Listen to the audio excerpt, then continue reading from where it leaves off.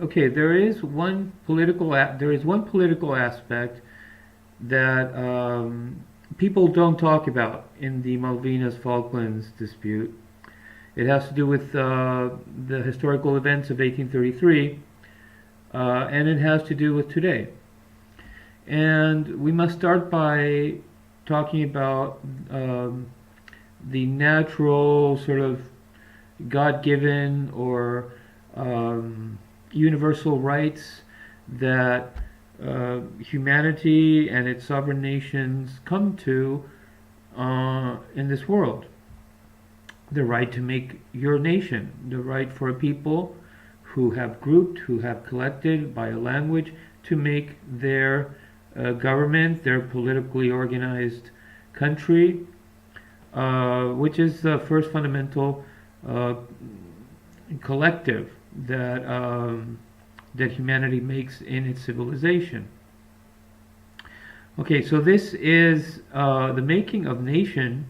In this regard, is like a principle or a right. It's like saying your right to act, to grab food from the planet, or your right to drink water. Nobody should get in the way of you having a mate, having children, eating, building yourself a shelter, wherever you build sovereignly your presence. We later created organized, comprehensive organization around our natural human sovereignty, and we decided that we have to share the planet. And so, if people that speak the same language in a society is on this side, they can't just go and install themselves in another area where there's different people who speak a different language and there's a different nation. We've set this organization, this order. But basically, this order, this organization, is formed around the first designed or organized administrative principle of countryhood that is the most natural, pure element of civilization, of later building and constructing civilization that that defines the world. Okay, so when countries go out to explore during the colonial period, they started their mentality. The mentality of the day was fueled by the voracity and the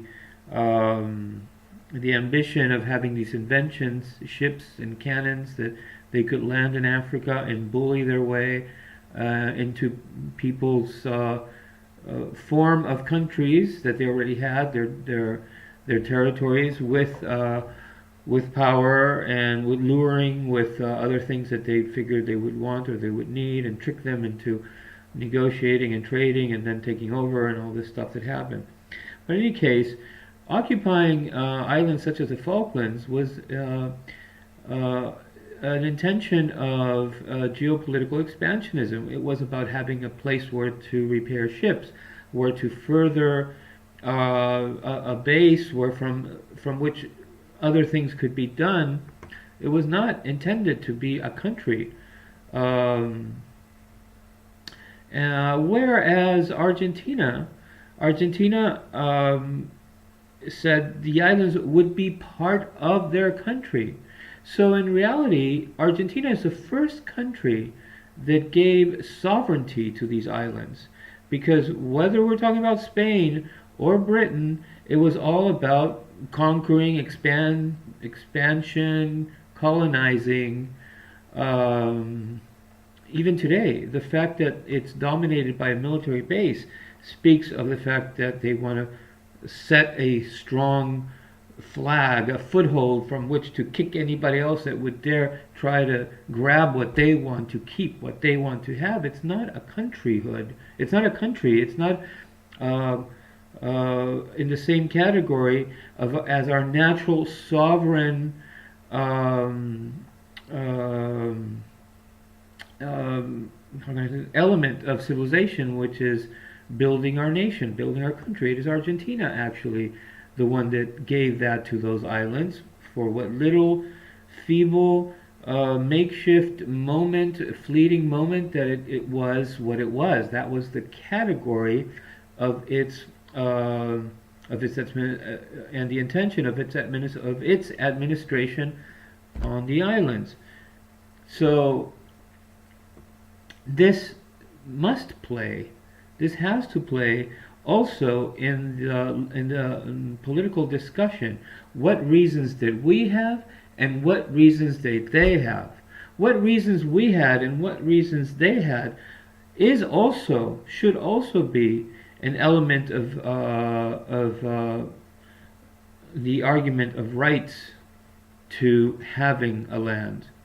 If you have a land to give sovereign nationhood, integral nationhood to a people, it should trump having a reason of using it to expand, to have a military base, to exploit oil, or to just establish that you have more right to. Because basically, that's all the Falklands are, is a big statement saying we got here first and we deserve it. It's ours because we found it, we saw it, and you guys weren't even a country yet. And so it's all about that. It's not about really what they're trying to say, that it's about the people and their right to self-determination. They're trying to humanize something that really has very little humanity in it. It has more to do with the geopolitical, strategical, logistical intentions of a country in the Northern Hemisphere.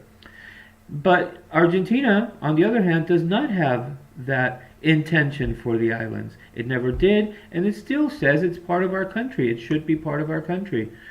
This aspect, this political aspect of category and quality, is notoriously missing in the argument between Argentina and Britain. What reasons and purposes have these two countries always had for these islands? That should be worked into the argument between the two countries. Okay, that's what I wanted to add here.